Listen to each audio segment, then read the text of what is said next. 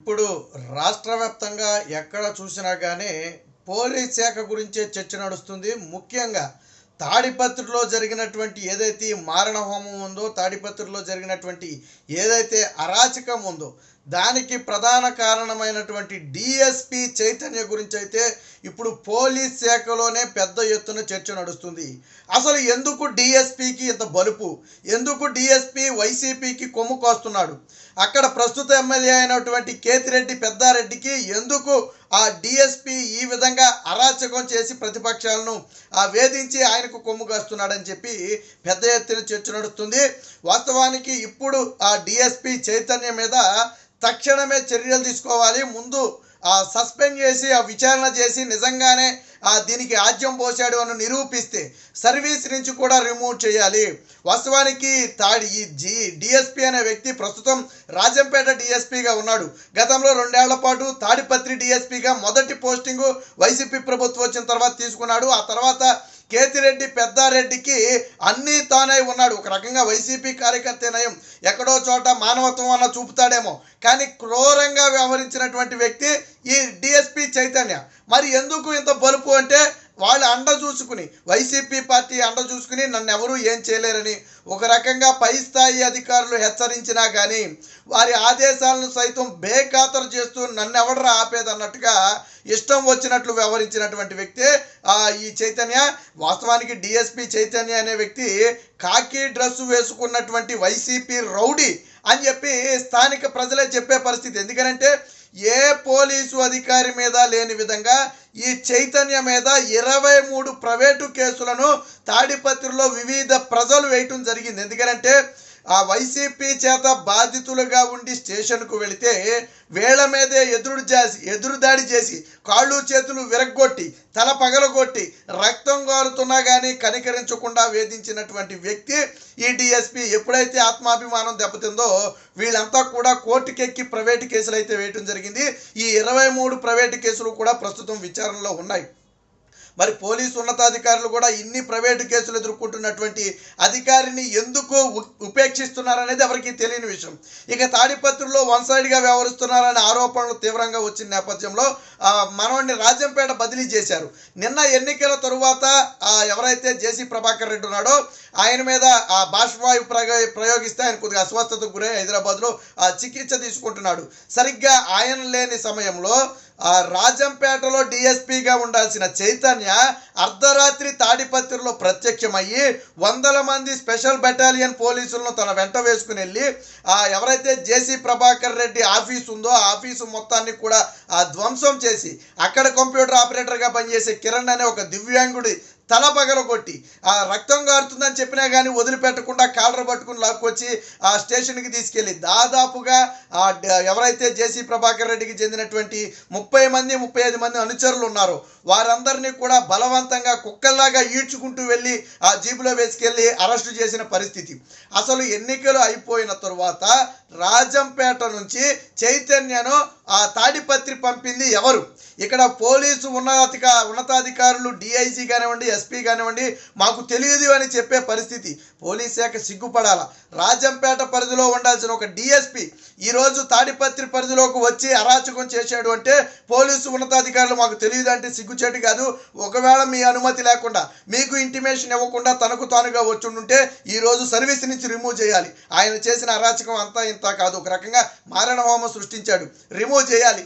లేదు మీ పోలీస్ శాఖలోనే ఉన్నతాధికారులు ఎవరైనా పంపారు అంటే ఆ పంపిన అధికారి ఎవరో బయటికి రావాలి, ఆ పేరు బయట పెట్టాలి, ఆ పంపిన అధికారి మీద కూడా చర్యలు తీసుకోవాలి.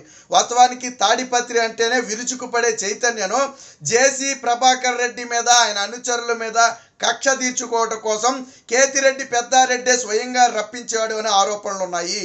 కనీసం ఉన్నతాధికారులకు సమాచారం కూడా ఇవ్వకుండా అర్ధరాత్రి బయలుదేరి వచ్చేసి తాడిపత్రిలో ఒక అరాచకాన్ని సృష్టించి ప్రశాంతమైన తాడిపత్రిని ఈరోజు యుద్ధ వాతావరణం నెలకొల్పాడు.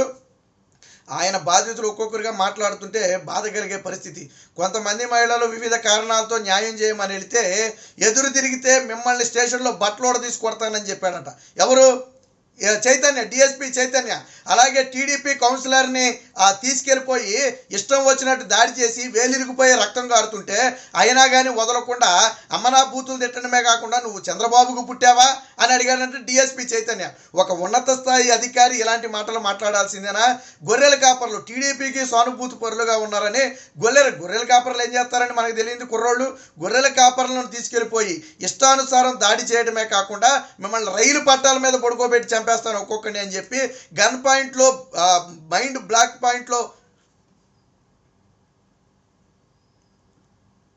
ఇక్కడ గన్ పెట్టి మిమ్మల్ని కాల్చి చంపేస్తానని చెప్పి స్టేషన్లోనే బెదిరించాడని చెప్పి బాధితులు చెప్పే పరిస్థితి.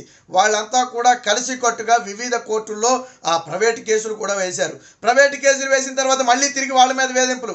నా మీదే మీరు కేసు వేసే స్థాయికి ఎదిగారా, మీ అంతు చూస్తా, మీరు బ్రతికి ఎలా బట్టకడతారో నేను చూస్తానని చెప్పి డిఎస్పీ ఇష్టానుసారం వారి మీద దాడులు చేయడమే కాకుండా వాళ్లకు చెందినటువంటి అనునీయుల మీద కూడా, ఎవరైతే కేసులు పెట్టిన వారి బంధువులు, చుట్టాలు, కుటుంబ సభ్యులు ఉంటారో వారి మీద కూడా ఇష్టానుసారం దాడులు చేయటం, కనపడితే ఏ కేసు కనపడితే ఆ కేసులో వాళ్ళని ఇరికించే ప్రయత్నం చేయటం, అసలు సంబంధం లేని విషయంలో స్టేషన్కి తీసుకొచ్చి వాళ్ళ మీద కేసులు నమోదు చేయటం, ఇలా ఒకటి కాదు రెండు కాదు చెప్పుకుంటూ పోతే ఒక రోజు పడుతుంది.